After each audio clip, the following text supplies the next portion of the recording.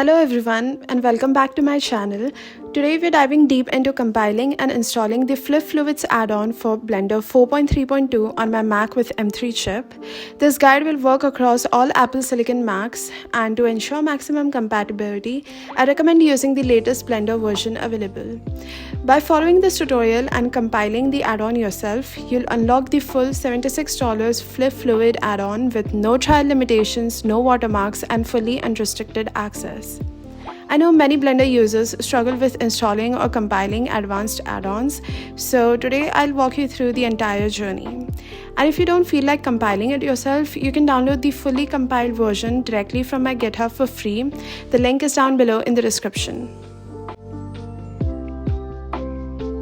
So the first step is to open your terminal. Next, we need Homebrew, which is a package manager that makes installing development tools on macOS super easy. If you haven't already, install it, it will save you a ton of time. Once the Homebrew is ready, we'll install three key tools: CMake, Make, and Python 3. CMake helps configure and generate the necessary build files, Make automates the compilation process, and Python 3 is essential because Blender's add-ons, including Flip Fluids, rely on Python scripting. Now, it's important to use Python 3.3 or higher, but I recommend using the latest stable version. Now, if you're on Apple Silicon Mac, Homebrew installs everything to /opt/homebrew. You'll need to add this location to your terminal's path by updating your CSHRC or bash profile. This ensures your terminal recognizes the tools you just installed. Finally, run quick version checks for CMake, Make, and Python to verify that your setup is complete and ready to go.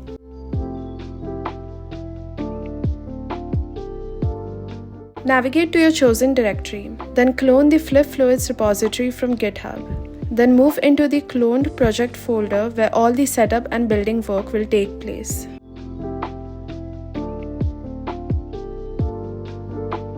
By default, most build systems, including CMake, automatically compiles binaries for x86-64, which is the Intel-based architecture. But since we are on Apple Silicon, we need to make sure everything is optimized for ARM64. This is important because compiling for the wrong architecture means Blender could run under emulation, which leads to performance hits and other weird bugs. We need to tell CMake and a compiler to use ARM64 and not x86-64. This is done by explicitly setting the target architecture.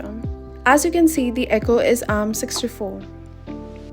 To check if CMake is actually listening, you inspect the CMake cache. Right from the start, we hit this issue, classic case of trying to check build information before the build actually exists. First, export a flag to make sure CM spits out a verbose log. This lets you see exactly what it's targeting without any assumptions or guesswork. Next, create a build folder, hop back into your source directory, and then run that build script.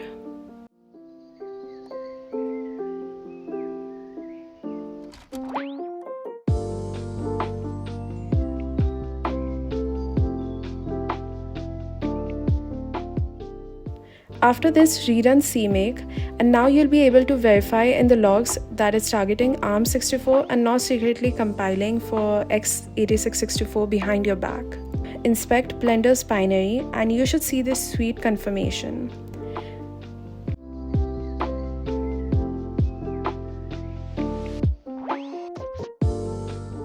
Zip the file and go to Blender.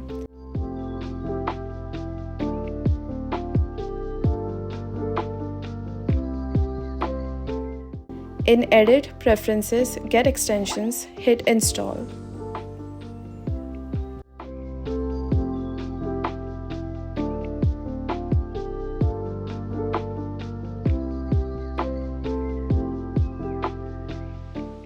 Blender has accepted the zip and installed the add-on, or so it seemed.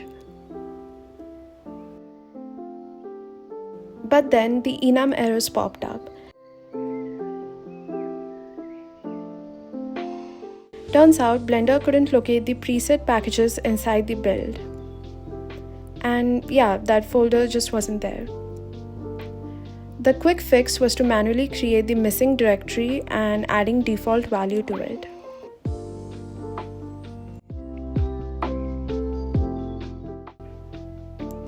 After that, I rezipped the add-on folder and tried to install it again in Blender.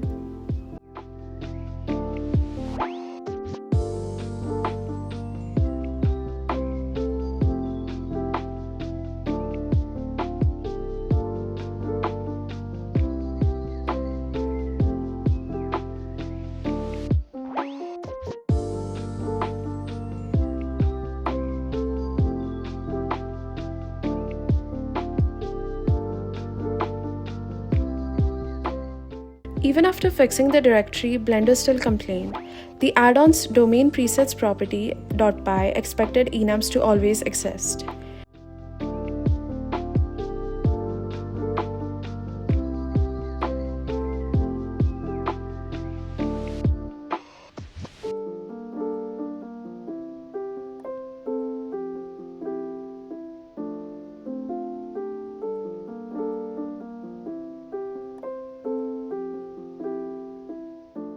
I patched it by adding a fallback. If no packages are found, we just print a warning and skip assignment.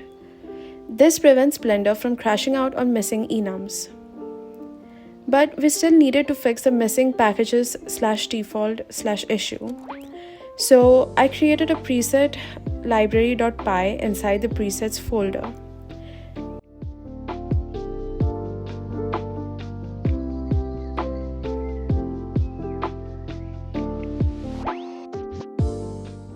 This file injects a basic default option which silences the errors and getting the add-on to load properly.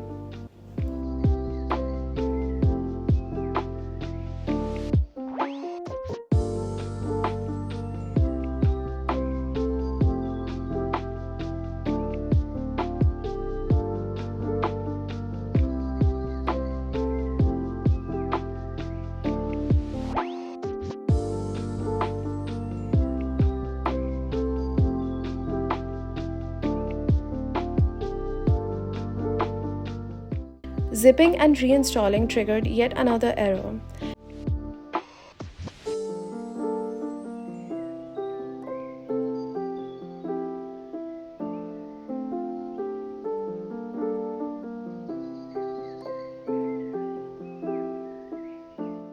So I patched domain presets property.py with a fallback, forcing a default package if no presets are found.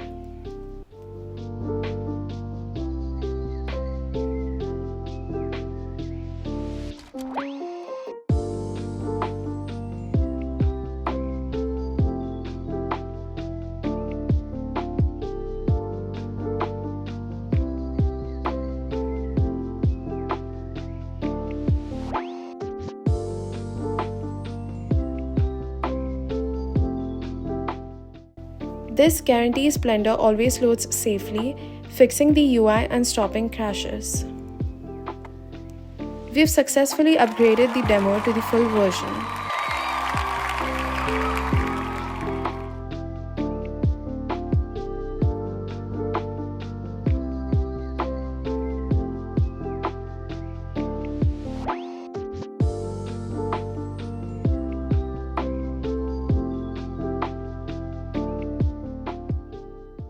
Finally, the add-on worked flawlessly.